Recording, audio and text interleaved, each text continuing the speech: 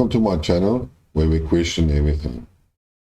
Today's topic is politics, and well, I could have made it military affairs, but it's about whether there will be a World War III or a nuclear Armageddon.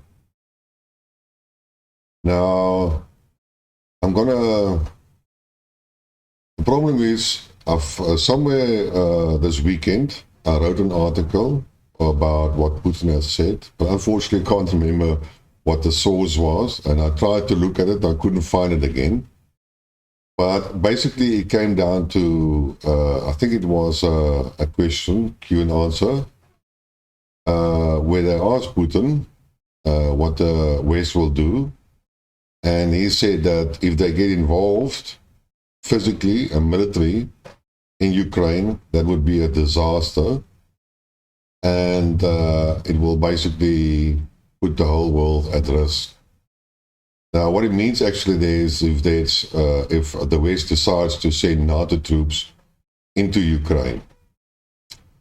And this, well, stimulated a lot of thoughts, and then I watched a video basically of Crosstalk on rt.com, and it was shown on the 14th, the Friday, and it was a discussion about NATO's war, and one of the participants, Sarah Founders, actually mentioned that the Americans, who actually control NATO and is NATO per se, always start a conflict, and while they are this conflict is getting to an end or nearing its end, they usually start to instigate a conflict in another region, so that when they terminate the first war or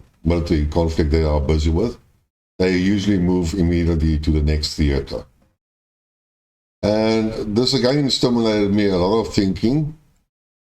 And well, I have discussed in a conspiracy theory, we all selectively take certain information, and then we create a narrative around that.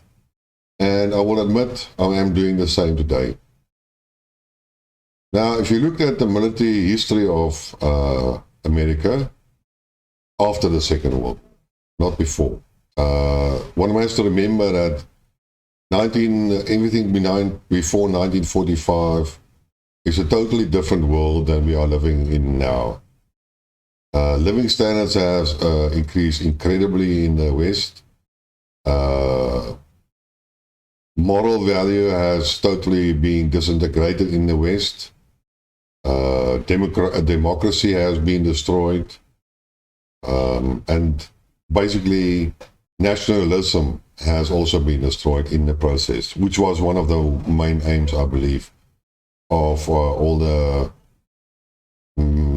propaganda means and media manipulation. Now, just for the sake, so America has won no war after 1945. The Korean War was a disaster. The Vietnam War was a disaster. And in both of these types of conflicts, they got directly involved.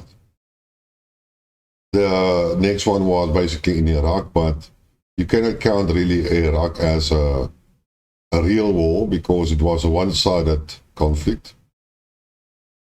But in any Afghanistan was a disaster. Libya was just a bombing. Syria is a failure for the Americans. And basically, effectively, America has won no war in the last, say, 70 years. And even if you look at the First World War and the Second World War, the conflict was mainly between Germany and Britain and France and the Soviet Union. And America only entered these wars in the later stages when it became obvious that if they enter the war, they will win it. So you can see that the Americans only entered wars that they believed they could win and fight wars that they couldn't win. And if they couldn't do it, then they would usually use proxies. And this happened in the initial Russian invasion of Afghanistan, where they used the Mujahideen as proxies. And then later on, they attacked themselves, Afghanistan, and tried to use and train the Afghan military in order to use them as proxies. But that failed. Then in Iraq, that was a totally, like I said, one-sided war. After 10 years of how many years of sanctions, the Iranian military has been basically effectively nullified. So they couldn't fight back.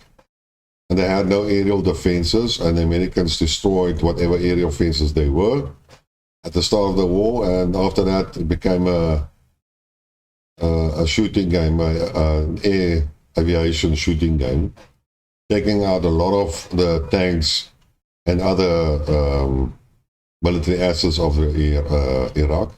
Sorry, it's not Iran, Iraq. And that's how they entered Iraq, and that's where they also got stuck now for nearly 20 years. Libya was totally an aviation bombing.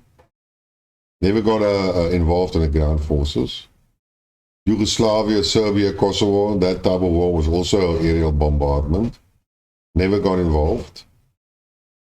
And according to Sarah Foundation, is that as soon as the Americans realized that they had to withdraw out of Afghanistan, they have already prepared another battlefield, and that was Ukraine. And now we have the Russian-Ukrainian war, and it's clear that the West, or America, is using Ukraine as a proxy army, which they have trained for 8 years. And I was wondering always why, if you look at the leadership of Ukraine, you will always find that they are demanding weapons. They are demanding support from from America. They are now demanding that America finances their government expenditures for the next couple of months. They're demanding that the West is supplying and financing the weapons. Now, what has you asked yourself, but why are the Ukrainians so demanding instead of asking and trying to ask for help?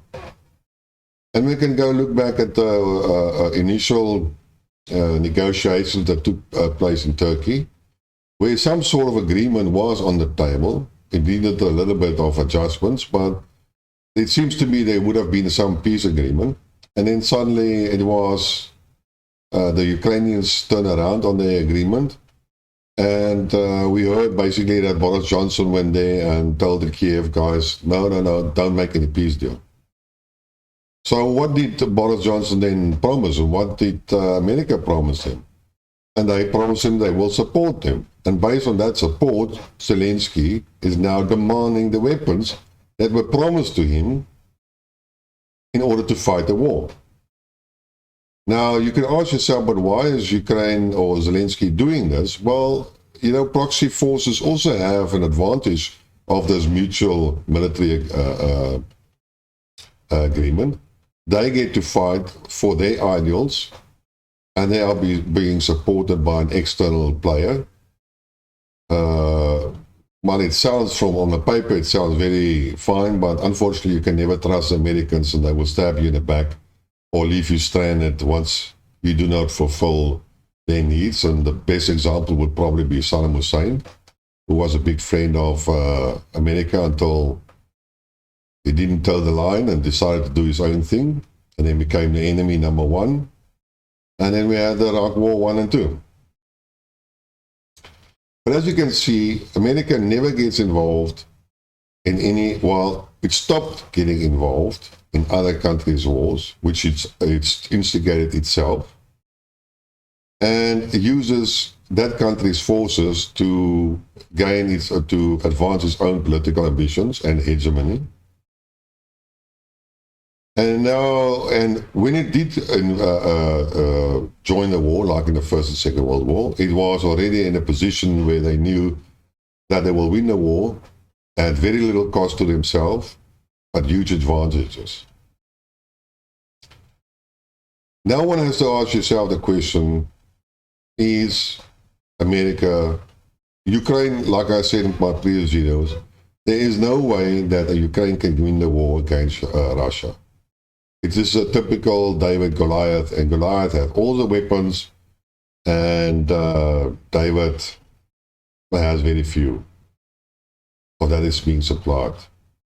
So he's not very well supported in that respect. So, and if you look at the size of the country and the amount of military personnel and the determination of the Russians, then there's no military-wise that Ukraine can win this war or regain any of those territories. Even if they're just by intersect, even if they attack us and they conquer us, and at the end of the day, there will be a huge counteroffensive by the Russians and they will drive the guys back. So it's a foregone conclusion that Ukraine will lose the war.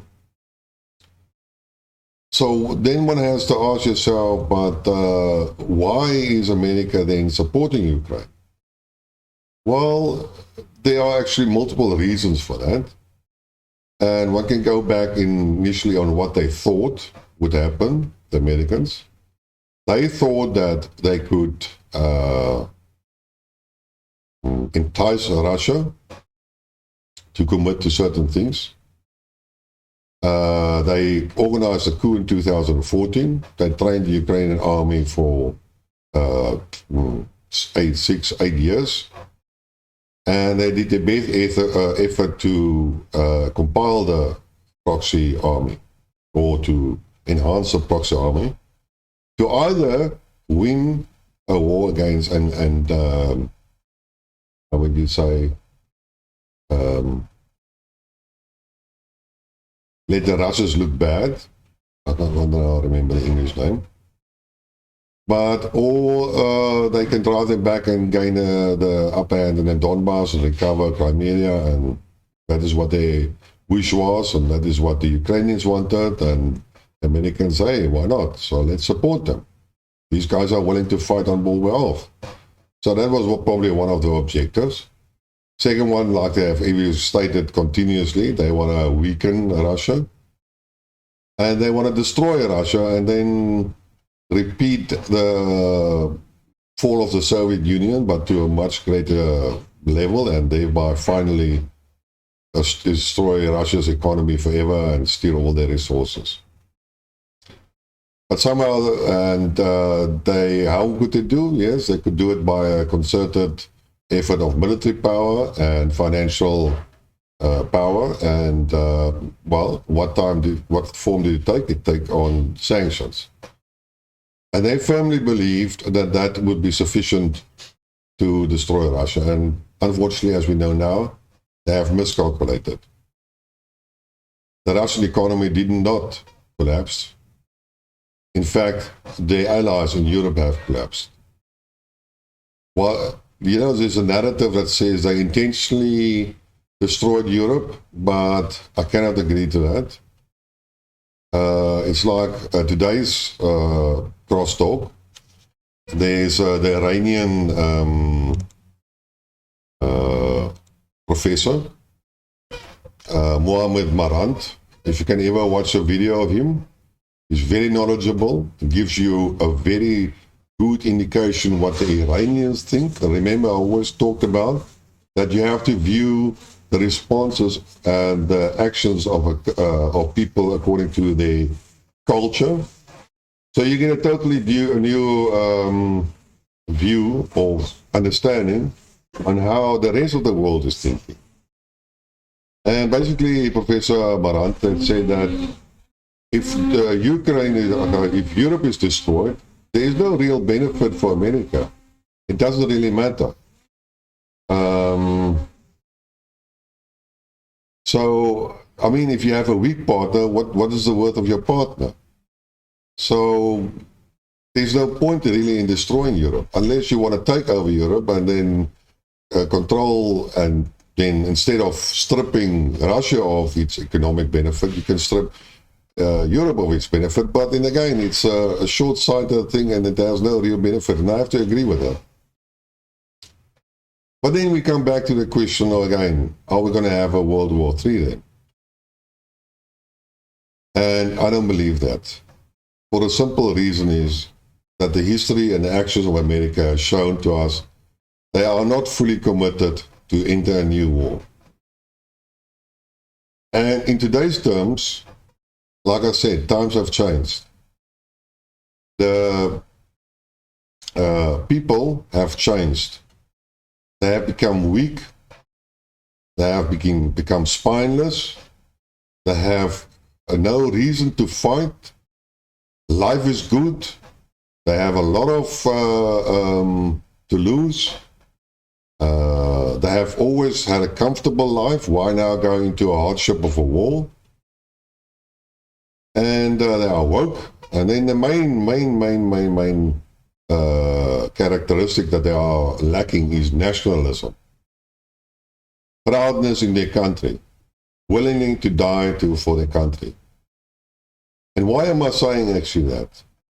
Well, we have now the mobilization of the Russian population.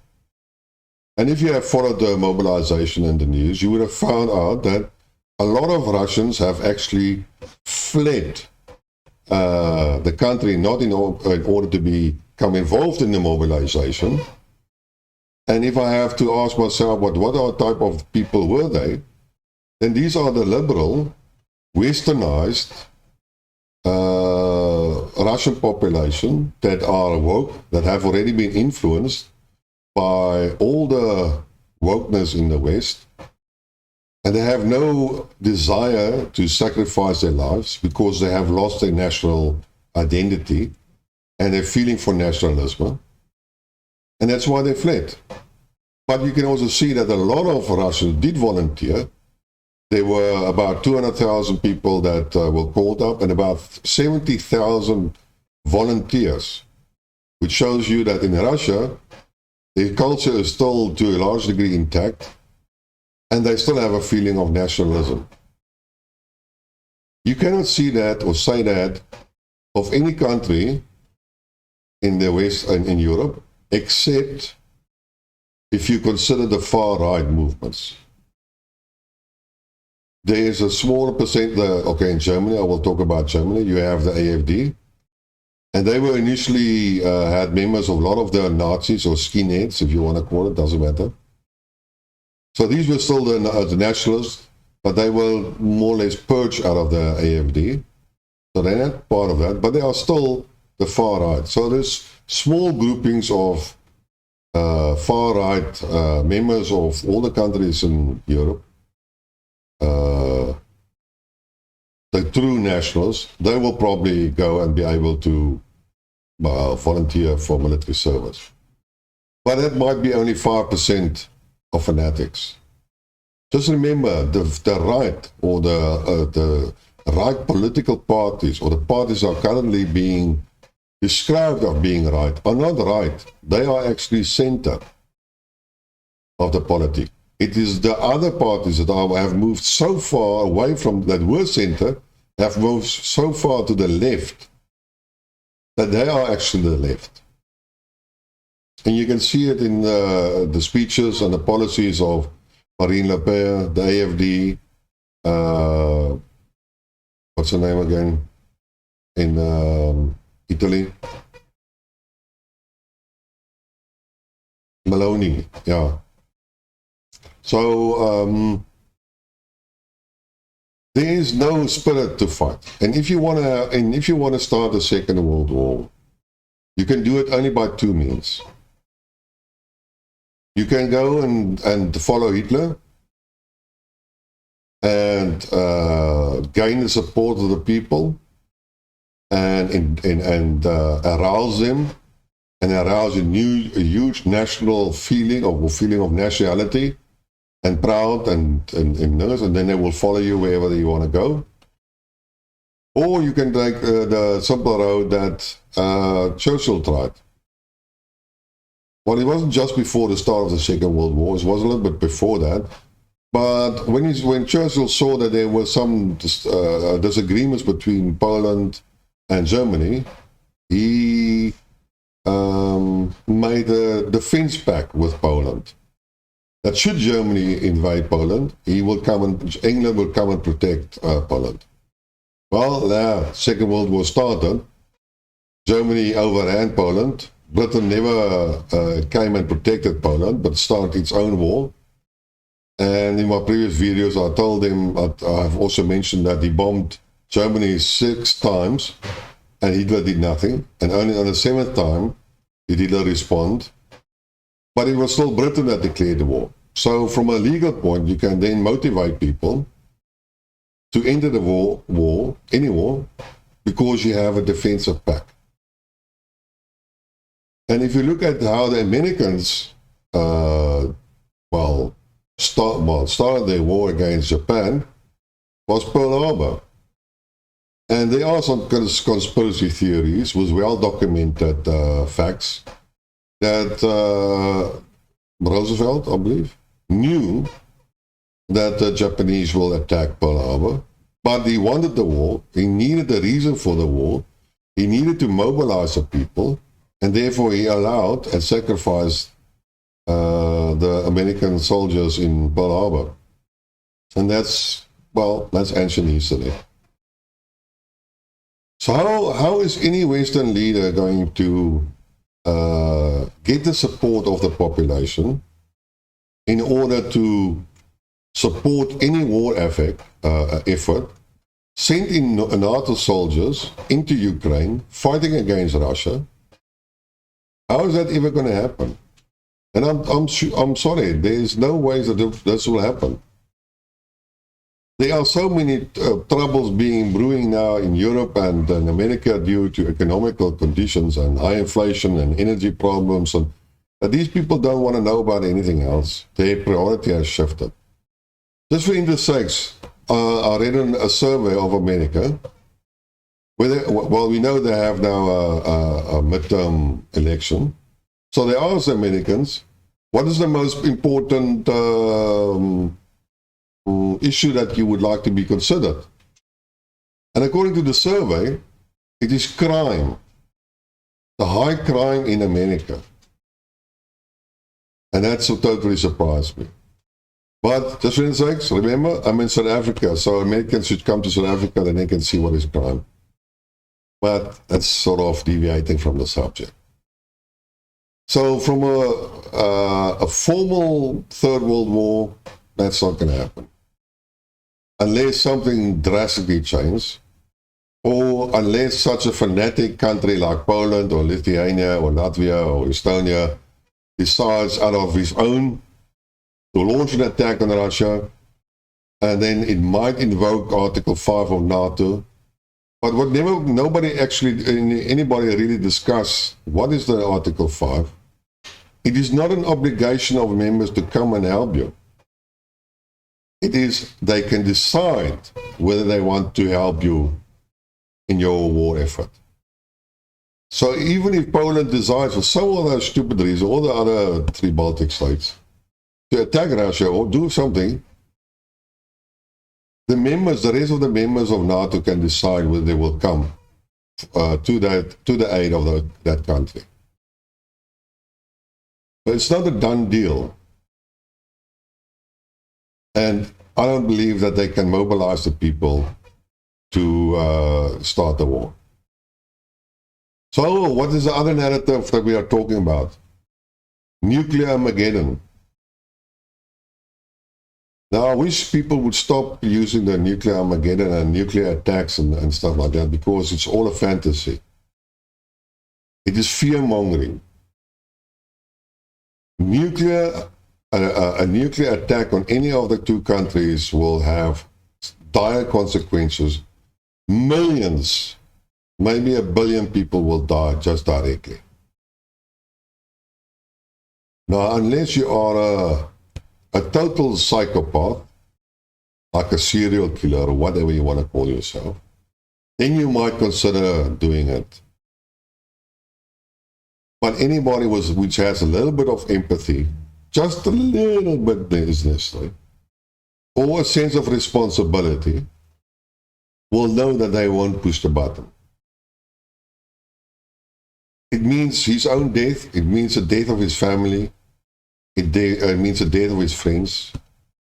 Yes, Joe Biden's family will be wiped out. Do you think he will really press that button? Macron, England. I doubt even if Putin will press the button. The point here is that the other narrative that goes around, which is not part about Armageddon, but it's the narrative that the people in Europe and people in America are stupid. They are not stupid. They are not insane. They are fairly intelligent. And if they are not that okay, forget about Joe Biden. But there are people behind them that are intelligent. There are people that will prevent any necessary action, a faulty action. You can see the behavior of NATO in supporting Ukraine. They're refusing to deliver any weapons to Ukraine that Russia might interpret wrong. They are not pumping up, they're pumping up Ukraine with all the old weapons. Yes, there are some new, but most of them are surplus or have reached the end of their life. And they don't really care what they supply. Yes, there are some new weapons, but in what quantities? The NATO and America is very, very cautious on what they do in order not to provoke a serious response from Russia. And Russia is very carefully and patient and doesn't fall for any enticement that he will make the mistake. And if you ever have doubt about that, then the best example will be to when Turkey shot down a Russian fighter plane a couple of years back.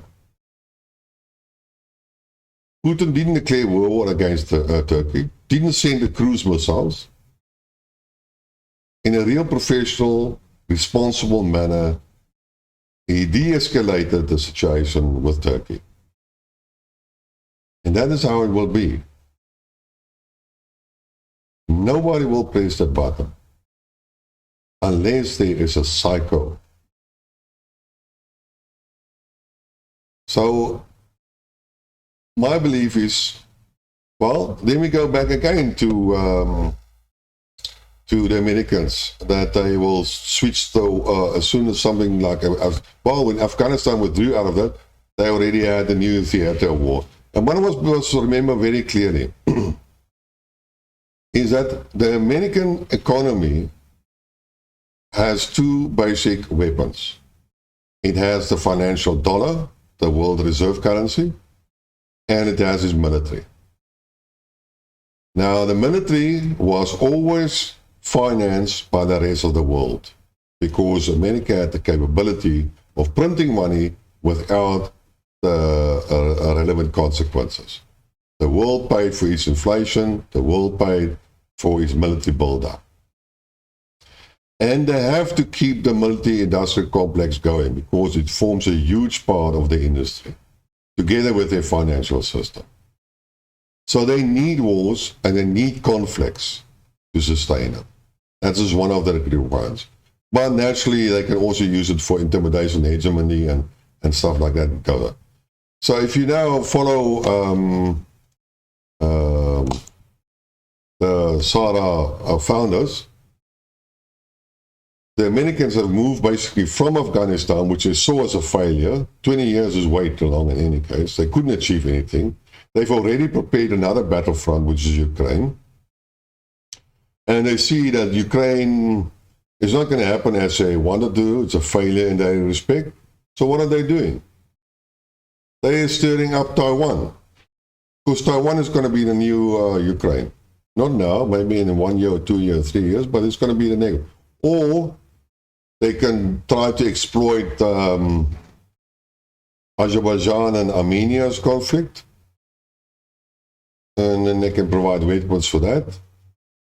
Or they will find something maybe that still has to crop up that we don't know, or not really aware of. But they will find another conflict to get their mineral industrial complex going. Well, I believe that is the idea. Whether that will happen is a different question because of the financial problems that are occurring in America and in Europe, and also because the world is de-dollarizing. So the world is not prepared anymore to finance the military ventures of America. And that will unfortunately then have to reduce their military and their bases, and that will be a slow withdrawal from the world back to their own country. Now again, we want to ask yourself, but come on, are these people idiots? Can't they see what they're doing? Can't they see that they are destroying Germany? Can't they see Ukraine is going to lose? Don't they see that? You know, I just want to make a comment about that. Well, the Americans have their own culture and how they view things. For how many years have they now been told they are the exceptional people? For how many years have they been told that they are the strongest and the best military in the world? If you look at the movies that Hollywood is bringing out, it's all heroes with special abilities, which always win, and that created another influence on the psychic of the Americans. So when they look at the world, that is how they look. They cannot look anything else. And if you look at the propaganda that's being, and you read the articles, and you read the one side, you read the other side, then basically you can see how they think. They think differently, they interpret the information differently. It's not that they always do it intentionally. It's not always pure propaganda. It's a matter of looking at the world out of the eyes of somebody else. And that's why I said, if you want to watch the Iranian view, go look at this professor. Go listen to him. He speaks from the eyes of an Iranian. And it's a totally different view that I have, and you will probably also have. So the Americans, if they want to look at the world, and they're now looking at Ukraine, well, there's different techniques to handle this. You can either, if you go gambling, then you say you double down. And it's just a method that you or the guys that are in charge are selecting or have chosen to handle that situation. Another guy say that is Joe Biden's, is the Joe Biden's approach to the problem. But now if you look at Donald Trump, he will look at it with different eyes. He will say, hey, business is business, let's make a deal. You know? It's not worth it, Ukraine being destroyed. Come on, Zelensky, this is not going to work. This is a world of give and take. You got to give something. That would be Trump's approach. Why? Because he's a person, like we all are, with his own views and own methods of thinking. If we gamble at a casino, we don't all have the same approach. If we approach a problem, we're not going to have the same solution. It doesn't make us dumb. It doesn't make us unintelligent. It's just a basic principle of the human being. We differ from each other. So what I don't understand is why the Americans are always underestimated. The Europeans are always underestimated. Except one person, sorry, Liz Truss. Sorry, can't support her. She's an idiot. So I just want to correct that, make that statement. But is Olaf Scholz really that dumb? Is Baerbock really that dumb? No, they are fairly intelligent people. Baerbock and what's the other, Habeck, they are just fanatics. And fanatics you can manipulate, and that's a different story, but you can manipulate them, but they are still intelligent. Doesn't make them dumb. It just makes them semi-blind to see the problem. If I give you a problem, any problem, now I'm an engineer, and I believe all engineers are problem solvers. Finding the solution or the real problem to a situation, you will probably get to a different course than I would get. Because I've been trained totally different than you are. I will see the world totally different. And hopefully, and actually, hopefully, I will reach the real cause, and you will fail in your. That is what you understand what I'm trying to say. So it's my firm belief that there will be no third world war now. There will be no nuclear exchange now. Ukraine will fall. It's going to not take that long anymore, maybe 6 months or a year. Depends on how quickly people can change, or how the cost escalates, and what is the cost and the pain somebody is willing to absorb. And if Ukraine falls, then we're going to have Taiwan. And then the Americans will move there. And that's if the financial system is still working, nothing we had, well, we're going to have a crash, but say there would have been no crash. Everything would go on as it is going on. And inflation is going to be tamed. And all the other problems are disappearing. Then I'm telling you, the next one will be Taiwan.